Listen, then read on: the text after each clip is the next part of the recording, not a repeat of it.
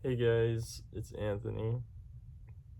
Today I'm going to be talking about the books and the movies I'm going to be bringing to my next year in college.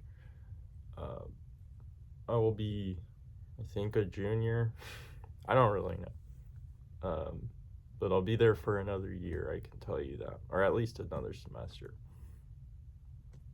But let's just get started. We'll do the books first. First one I have here, Anna Karenina by Leo Tolstoy.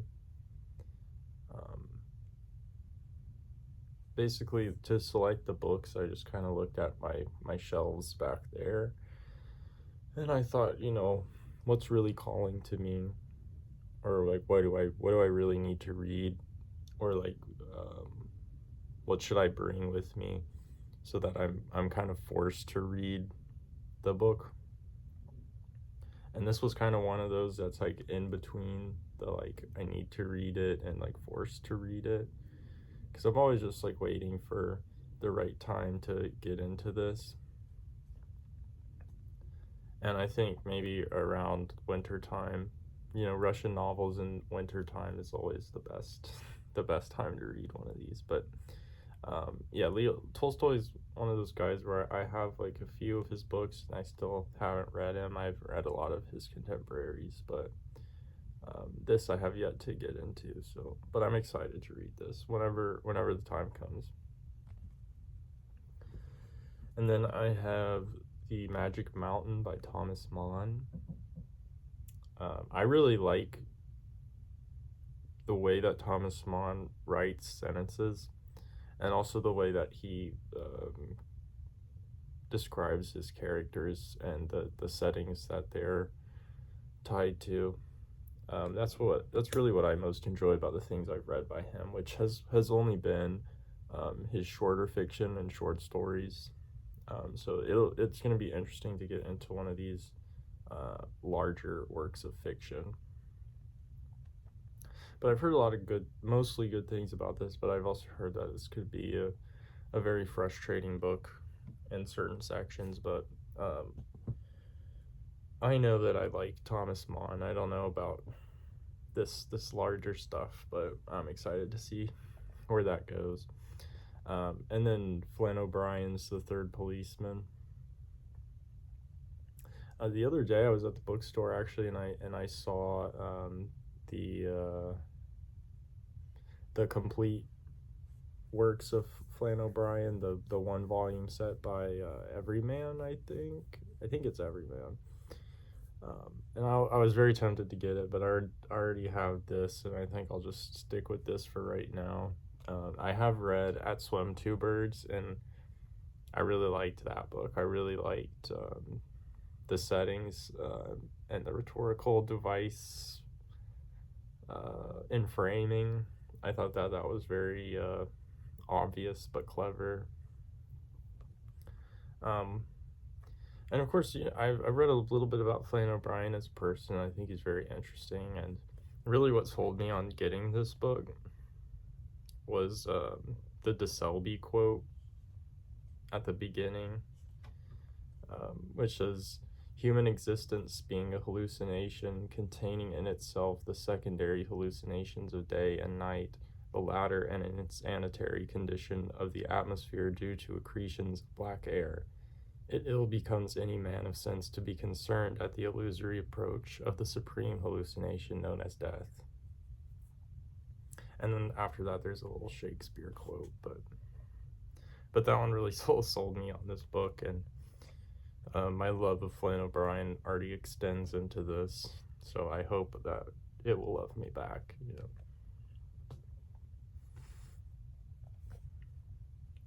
And then Robert Musil's Confessions of Young Tourless. Of course, I know about Robert Musil from The Man Without Qualities, and I think that's where most people know him, of course. But this is the only one of his books that I've ever actually been able to find at a bookstore in person. So I just picked this up, and I want to see where this leads me. And again, with this book too, what really sold me on it was the quote at the beginning, which I won't read this one, but I feel like I really enjoy Musil. I never really realized until recently that he was somewhat involved in the psychoanalytical arena. He was a contemporary of Freud, and they kind of disagreed a lot from what I understand. And this seems sort of like a perspective on the life of a person. Yeah, that's all I'm gonna say. You can decide if that has any real meaning to it.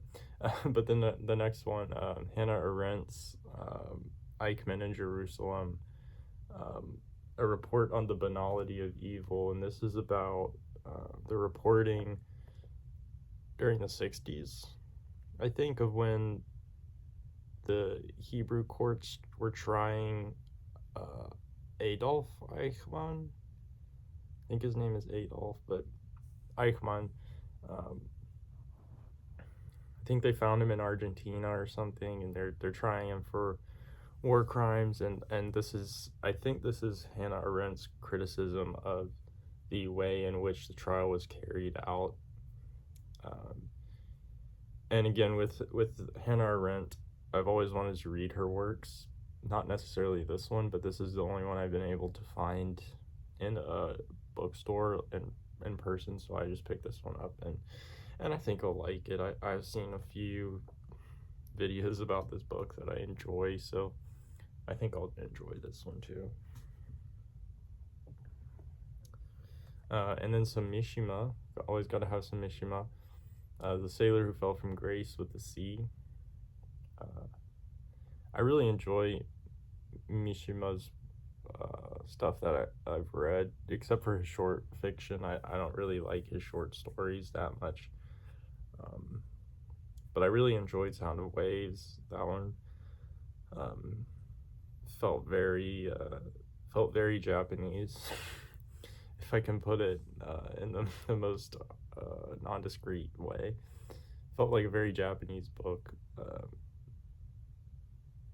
And his short stories feel that way too, but I feel like his short stories just fail to say much of anything. But anyways, I'm just bringing this one along because I want to read it. I really also want to read the Sea of Fertility tetralogy, but I have yet to acquire all of those books. So I know that when I start reading the first one, I will want to have the other three, so I can just read them all in a row.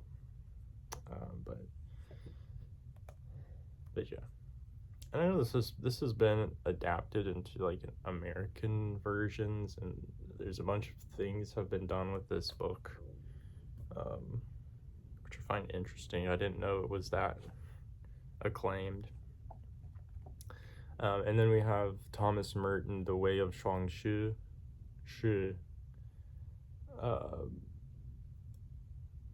I think I got this just because I felt like the connection between these two people was novel. Thomas Merton, this Catholic monk. I think he was a monk. He was definitely a part of the clergy, and not like the entry level, but this seemed to be very well liked by a lot of different people, so I thought it would be a good way for someone like me who's never read anything about Chinese philosophy or religion or anything like that, any words like the Tao Te Ching or the I Ching. I felt like this might be a good way to get into those sorts of ideas, and this seems very nice. It's, of course, New Directions. That might be why it's so nice. And then Pilgrim at Tinker Creek by Annie Dillard. I feel like something I'm a big sucker for is nature fiction, I guess. I don't know how to describe it. Like ecological fiction, like where the setting is pretty much the same in all of these books, but they each have this piece that is so interesting to me. And then also, yeah, what sold me on buying this from the bookstore the time that I did buy it was someone had left this pressed flower bookmark in here. These are all the craze on Etsy, right? But yeah, and I just read the first sentence too, and I really liked that first sentence. But I feel like this is going to be like Rick Bass in a way. Maybe even sort of like Faulkner, but I'm not sure about that. I think this would definitely be like Rick Bass stories, but we'll see. And then some Lispector. Gotta have some Lispector. Passion According to G.H. I've read An Apprenticeship, and I really, really love that book. That's one of my favorite books I think I've ever read. And this one, the subject matter seems right up my alley. Seems like a very emotional work, a very present book. And yeah, I don't want to say too much about this one. I really just want to read it. And I will probably get to this one very soon. And then next up, I have Whale by Myeong-kwan. I don't really know anything about this book except that it's very highly acclaimed in the literary awards sector. But I also just I really want to read more Korean literature, especially being a Korean person to a degree. I feel like it's very necessary for someone like me to preserve themselves in such an easy way as just, taking in the art. But yeah, this does interest me. This does interest me. I don't really remember the plot or the synopsis on the back, but I remember liking it. But yeah, like when I think about Korean literature that I've read, I can only think of one book. I read Stingray. I don't even remember who wrote that book, the name of the guy. But anyways, yeah, I like Stingray. But I want to get to other stuff in the Joseon dynasty works and like the Nine Cloud Dream, that sort of thing. But this is, the other one I read was very contemporary. This is very contemporary also. So yeah. And then the Serotonin by this author. I still don't know how to say this last name. I'm not gonna pretend like I know, so I'm not gonna say it. But I've heard about this author so very much that like I want to read him, see what all the fuss is about. And I don't know that I'll really like this book, but I just want to read his works very deeply, just to see what it's all about. Definitely like this cover. I mean, it's very nice. But this kind of seems like a Nausea-esque work, and I hope it's not like Nausea, because I really didn't like Nausea. But if that's what it is, so be it. I might enjoy it now that I've changed a bit. And then I have Malina by Ingeborg Bachmann. I really like Bachmann's poetry. I feel like she's a very, very underrated poet. She's getting a lot more recognition nowadays, but this is a more novelesque prosaic work. So I'm really excited to get into this. I've heard very, very, very good things about this. And I feel like its emotional weight will probably do a lot of damage, but that's exciting, right? And then here, the only book that I have read before and I want to reread in this pile is Moby Dick by Melville. I, like many other people, read this book first when I was in high school. And I was probably like 16 or 17 when I read this. And I remember just really not liking the work as a whole. I liked sections of this book quite a lot, but I always felt kind of cheated by Melville. Like, you'd have these very beautiful things, these very beautiful contemplations on like life and loneliness and existence, and then right after that you have these long encyclopedia entries about whales, and that really annoyed me. But now that I've read more and I've read wider, seeing the influence that this book has had on everything that's come after it, everything American pretty much that's come after it, this work really has never left my mind. And I think this is the only book that's been able to stay in my mind that I didn't like when I read it for the first time, if that makes sense. But yeah, I really need to reread this because I feel bad for not liking it, honestly, because every time I think back about it, it's like it seems like everything that I would love. But that's just how people are, I guess. Oh yeah, and I still have my school bookmark that my teacher had made for reading it. These are all the dates. Maybe I should follow that. Anyways. And then our last book, and then we'll get to the movies, is a big one. The Recognitions by William Gaddis. This is another one that's just been sitting on my shelf for a long time, and I've been waiting for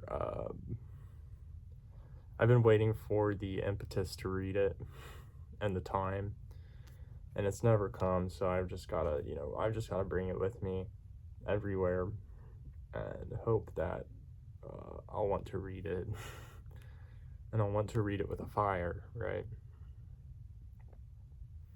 But I mean, everything I know about this book, it seems like I'll really enjoy, like the shaping of America and Catholicism, things I know about to a degree. I know God. Now let's talk about the movies. And I forgot I actually put some video games in here too, so I might as well show them real quick. Dark Souls 3. This is the only one I have the actual physical. There's something else in. Oh, also have a Psychonauts disc in here. That's interesting. I like that game. I'll bring it. And then I have a Kingdom Hearts 1 and Kingdom Hearts 2. Both very good games. I know it's kind of cringe that they're Disney. They're involved with Disney, but that really doesn't hurt the games themselves. But anyways, I have some Robert Altman stuff. First one, McCabe and Mrs. Miller. I really like the soundtrack for this. It was done by what's that guy? What's that guy's name? I know his name. He's so famous.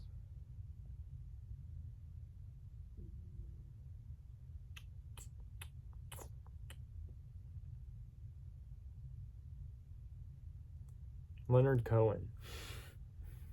Leonard Cohen did the soundtrack. A lot of the songs in this. It's very good. I really want to watch this one again just because I don't remember like very much of what happens in this movie, which I think is a shame because I remember just visually really enjoying it and the atmosphere it creates, really enjoying that as well. And I really like Robert Altman. I feel like he's made a lot of movies, but that one is one I enjoy for sure. And then Three Women. It's a very beat up ex-library copy, but this is a very, very, very interesting movie. Of course, I'm thinking more about this and more about Altman in general because of the recent passing of Shelley Duvall. Very sad. But they did great work together. This is probably my favorite thing they did together that I've seen so far. I really like the way that this movie kind of sets up the prototype, or what I find is a prototype of like the more unconventional, confusing American film storytelling of like things make sense in the first half, and then the second half there's this basically just a polarity shift. And most of the times when you're watching movies, you're just unwilling to accept that things have changed. And I feel like this movie is part of what helped enforce that kind of form of storytelling. Not to say that it was the first, of course. But anyways, yeah, if you haven't seen this one, I would recommend this. And then come back to the Five and Dime, Jimmy Dean. I really like the Jimmy Dean lore stuff, car crashes. We'll talk about that. We'll talk about that again later. And Marfa, Texas. Really enjoyed my trip out there. And also the Giant movie. This is about basically this friend group, this a well-aged friend group from high school coming back to their town to talk about, reunite basically and reminisce about their Jimmy Dean fan club. And this movie very interestingly has a trans character that's not as like a joke or like a slight gag, but just as someone who is trans. And it is an integral part of the story. I won't say exactly, but this is a very, very good movie. Also has Cher in it. I really like most of Cher's movies. People like to make fun of Cher, but I enjoy her work in film. She's definitely been a part of a lot of stuff that I really like.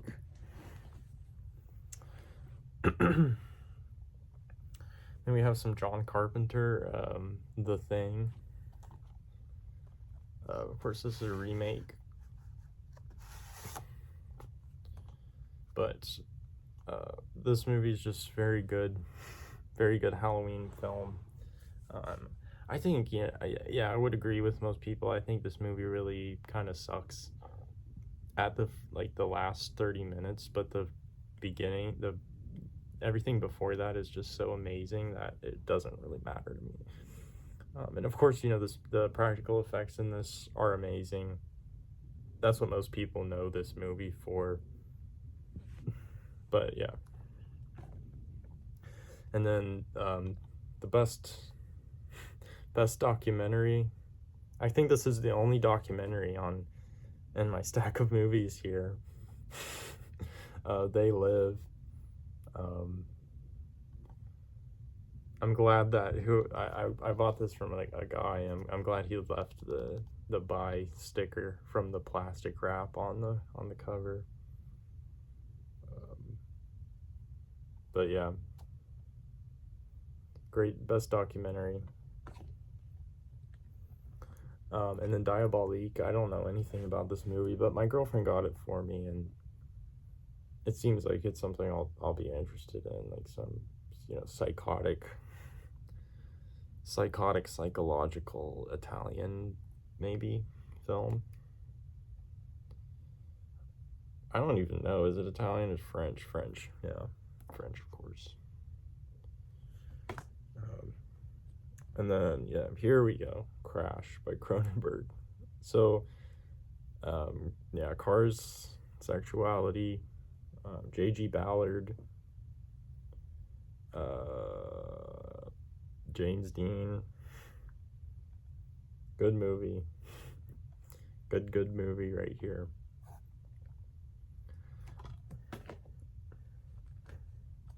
And then The Craft. This is one of my favorite movies, one of my comfort movies. I would call it that. I really like all of the characters in here. And then the vibes. Also, the soundtrack is so fun to me. Like, really bad, 80s covers of songs and, like, the Smiths. Yeah. Very, very fun movie here. Another fun movie for Halloween. I really enjoy horror movies, but Reanimator. It's probably one of my favorite horror movies. The stuff that happens in this movie is just absolutely insane, and I love everything that Brian Yuzna and Stuart Gordon did together. I think all of that stuff is so amazing. This movie has a very great scene of Cunnilingus with a decapitated head. If you didn't already know that, I'm sorry for spoiling that for you, but if you're someone who aligns with me, you'll probably want to watch this movie after hearing that description. And then The Piano Teacher, Haneke. Still need to read this book, but I've just never found it anywhere. The Yelenic book of the same name. My favorite scene, of course, in this movie is the last shots. Very insane. I mean, I really felt like I was, sitting there watching all of that stuff happen. It was crazy. And Haneke, I feel like he's a very kind of hit or miss director for me.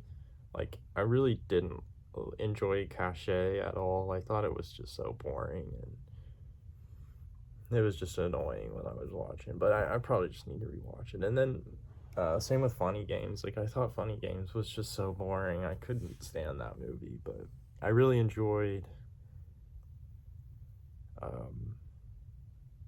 what's that? It's like 48 fragments,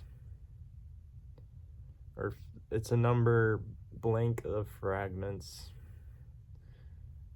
That movie is very good. I actually really liked Amour. Most people don't like that one, but I enjoyed that one. And then All About Lily Shushu by Shunji Iwai. This movie has become very, very popular recently. I'm glad it has, because it definitely deserves the recognition.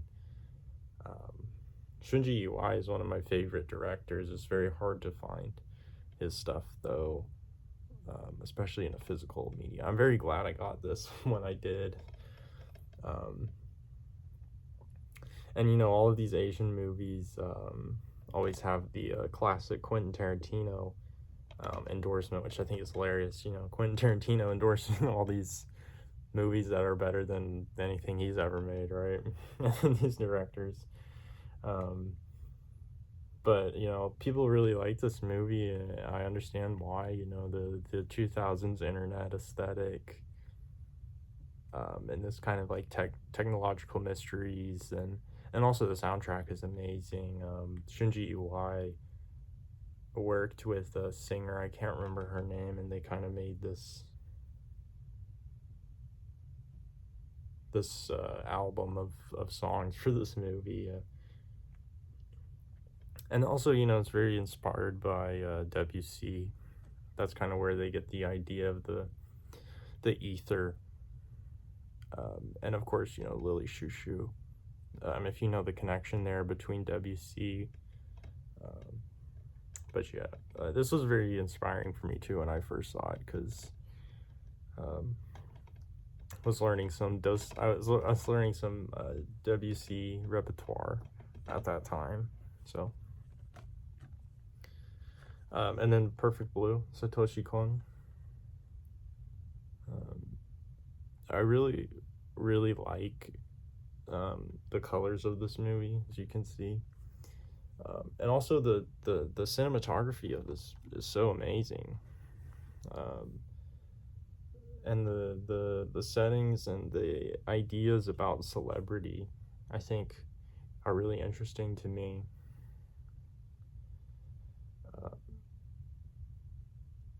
And yeah, other Satoshi Kon stuff I like, but this, I think, it takes the cake on all that stuff. I need to watch Paranoid Agent really badly, but yeah.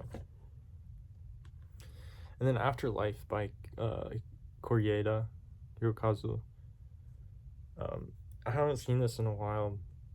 I don't really remember anything about it except like the plot vaguely, and I remember thinking that it looked very nice. It was a very nice looking movie, which I mean, obviously, it's gotta be. But this movie, like the premise of this movie is that, you know, people, when they die, they go to this waiting place where they tells this group of people their favorite memory that they would, or the memory they would like to relive from their life before they go on to whatever afterlife it is in this universe. But I was always thinking about this when I was watching Vital, the Tsukamoto film, and in that movie there's these questions about, you know, what memory would you like to relive before you die, and you should watch Vital too, and then watch this, I think. But I need to watch this again really badly. And then also by Koreeda, Nobody Knows. Very depressing. This is like Kobayashi's Where Are You, if you know about that movie. Yeah, this is just really sad. The Sound of Dirt, and, you know, abandonment, and, you know, kids in Japan and being left behind, and divorce, and, you know, the Sea of Fertility, right? And then Cure by Kiyoshi Kurosawa.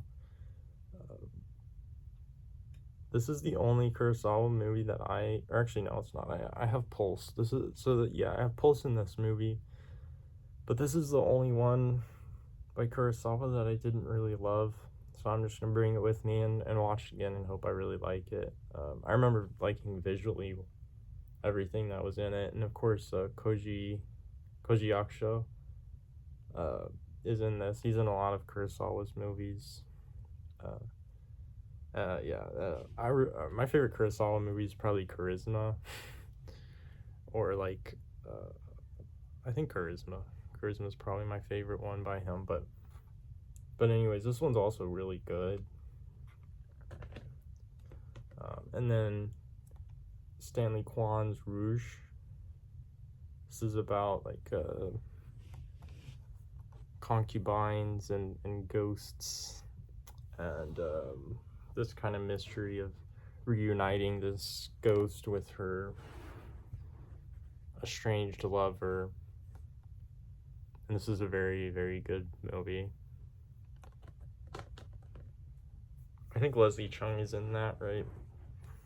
And then Inland Empire is definitely my favorite Lynch film. Actually, yeah, I think it's my favorite one.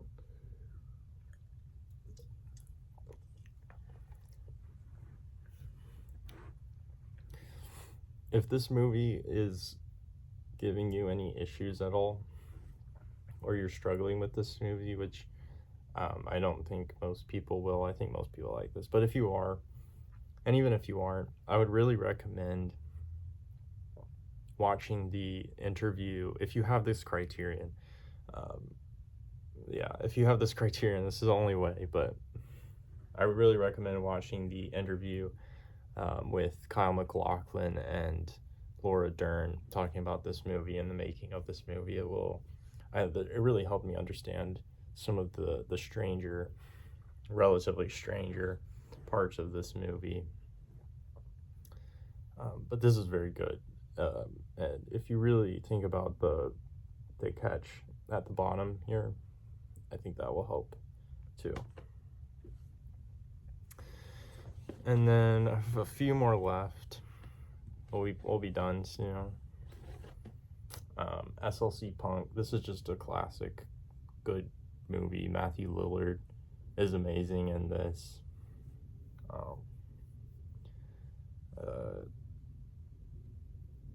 I like the ending. Some people don't, but sometimes I don't like the ending either. I really like the scene of them taking the psychedelics, and I felt like that was really shot really well.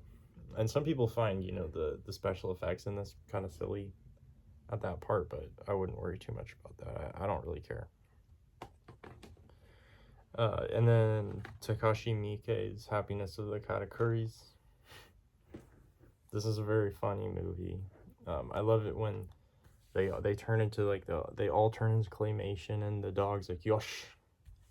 I thought that was very that always makes me like howl with laughter. And then Chilly Scenes of Winter. This movie makes me cringe like really hard. Like the characters, like how awful the John Hurd's character, or not John Hurd, John Hurd, yeah, John Hurd's character is. He's just so annoying, but what I really like about this is what the name gives away, that I really love how this movie looks.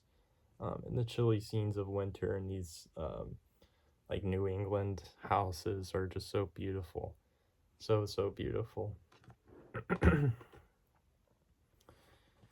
And then Sat and Tango, the long slow movie. I really liked the book when I read it, and I've seen the first disc of this collection. Yeah, and I liked it. I just knew I wasn't gonna be able to sit through like 5 more hours of this at that time. But eventually I'll watch all of this. I mean, yeah, it's slow. I don't think I need to say that, but it's very beautiful. Everything you're looking at is very beautiful in this. And then The Celebration by Vinterberg. Some people say the first Dogma film. I love that the Criterion one has the rules for the rules for the dogma. What makes something dogma? But I actually haven't seen this. I'm just really interested in watching this, seeing what this is all about. It seems like very interesting family melodrama stuff, so I'm excited. I'm excited for it. And then I have the Eureka, right? Yeah, Eureka Zulawski box set here with three of his movies. This one has On the Silver Globe and The Devil, and then The Third Part of the Night. I don't know anything about The Third Part of the Night, but I've seen the other two, and I really, really love those movies. On the Silver Globe is beautiful, and The Devil is just insane. And yeah, a lot of people know Zulawski for Possession, which is a very good movie, but I feel like On the Silver Globe especially was like his masterwork, and it never got finished, unfortunately. And just, yeah, the last scene of this is not really a scene of the movie, but something else. It's very, very beautiful. Yeah, salvation. But that's all I got. This is a long video, long video, but yeah, leave a comment if you have any recommendations for me about the books I'm reading, or the movies, or any opinions. I'd love to chat with you guys, and I'll see you next time.